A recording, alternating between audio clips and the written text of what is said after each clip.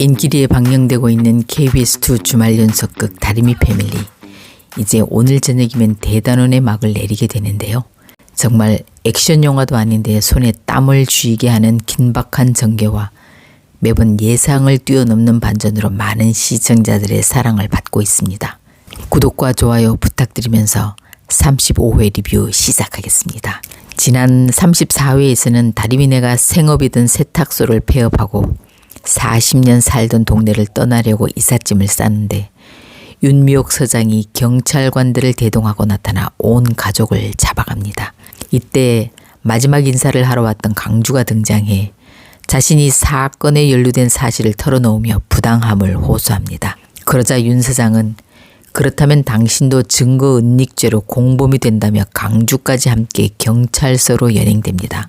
사건은 이처럼 충격적인 분위기 속에서 35회를 예고하며 끝났습니다. 이어 35회는 가족들이 경찰서로 연행되는 장면으로 시작됐는데요. 돈을 훔쳐간 장본인이라고 생각되는 만득길래 봉이는 수갑이 채워지고 다른 가족들은 참고인 자격으로 동행하게 됩니다. 경찰서로 간 가족들은 차례로 조사를 받게 되고 다리미는 이 모든 일이 다 자신의 눈 수술비 때문에 벌어진 일이라고 다른 가족들의 선처를 호소합니다. 다리미는 자신 때문에 가족들이 이런 상황에 처했다는 죄책감으로 괴로워하지만 법적인 문제가 눈물로 해결되지는 않죠. 그런데 혜자로부터 이 사건을 들은 지연이 경찰서로 오게 되는데요. 모든 시청자들이 강주가 잡혀왔으니 지연이 하위할 걸로 예상했지만 지연은 아들이 다리미 가족을 돕기 위해 공범을 자처한 일에 화가 나 세탁소 가족은 물론 아들까지 모두 엄벌에 처해달라고 말하고 가버립니다. 저는 지연이 아들을 구하기 위해서 합의할 줄 알았는데 의외였습니다. 결국 조사 후 봉희길래 만득을 제외한 나머지 가족은 모두 일단 풀려나게 됩니다. 풀려난 가족들은 이사를 포기하고 그 자리에 살면서 부모님이 돌아올 날을 기다리기로 합니다. 이 과정에서 집 나가 살던 차림과 태용은 다시 들어오고 엄마와 살고 싶어하는 신이까지 들어와 함께 살기로 했습니다. 어려운 상황에서도 서로 탓을 하지 않고 함께하는 모습은 시청자들에게 뭉클함을 자아냈습니다. 한편 강주는 엄마가 자신이 사랑하는 다리미네 가족과 합의해주지 않고 냉정하게 갔지만 여전히 엄마에게 좋은 아들로 엄마에게 화내기보다 그 마음을 달래주려고 애교를 떨며 애를 씁니다. 드디어 재판날 법원은 각 인물의 상황과 행위를 종합적으로 고려해 판결을 내리는데요. 무림에겐 가족을 위한 마음은 이해되나 경찰관으로서의 직무유기라는 점을 들어 자격정지 1년, 다림, 차림, 미연, 강주, 남기둥은 원금 회복을 위해 노력한 점을 인정받아 무죄를 선고했습니다. 그러나 길래 만득 봉이는 직접 범죄를 저지른 주범으로 징역 1년의 실형이 선고됐는데요.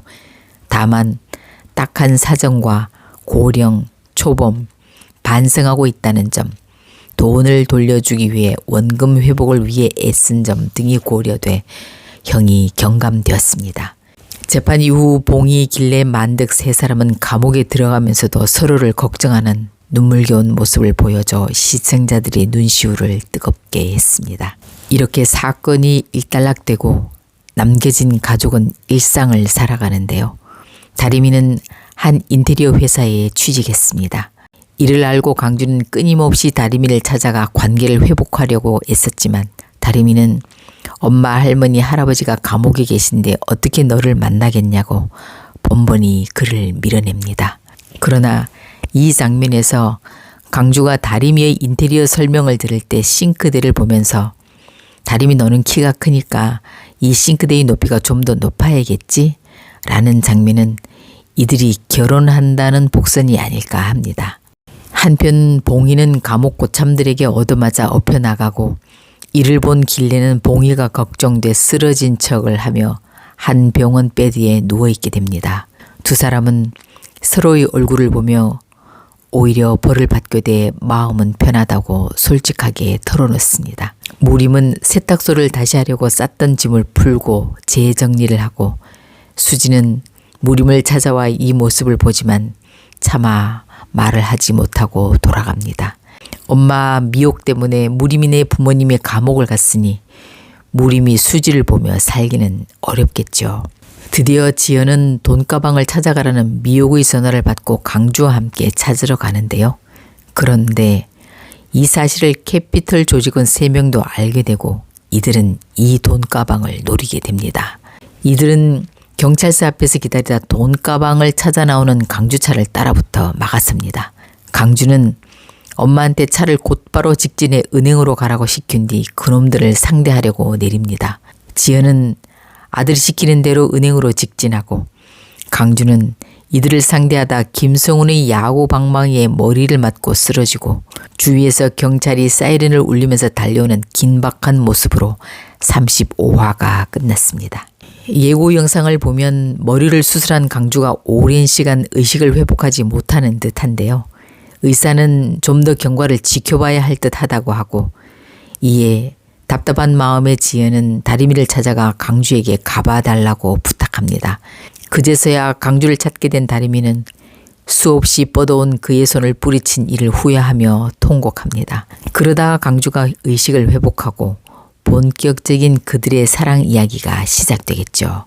아마 이렇게 다리미 덕분에 깨어나 지연이 다리미를 고마워하며 받아들이게 된다는 이야기에 밑밥을 깔기 위해 이런 설정으로 가는 모양인 것 같은데요. 엄마가 돈 100억을 지키기 위해 아들을 깡패들에게 남기고 간다는 건 살짝 공감을 얻긴 어려워 보이긴 합니다. 그러나 어쩌면 엄마라도 빨리 나가서 경찰에 신고하는 게 더 현명한 상황일 수도 있었을 겁니다. 다음 마지막 회에서는 이제 1년이 흘러 봉희 만드 길레가 출소하고 그들이 다시 세탁소를 열고 가족이 함께 살아가는 모습이 그려질 듯합니다. 또한 다리미의 사랑이 지극해 그 힘으로 강주가 깨어나 결혼 허락을 받고 해피엔딩으로 마무리되지 않을까 예상되는데요. 여러분은 어떤 결말을 예상하시나요? 여러분의 생각을 댓글로 남겨주세요.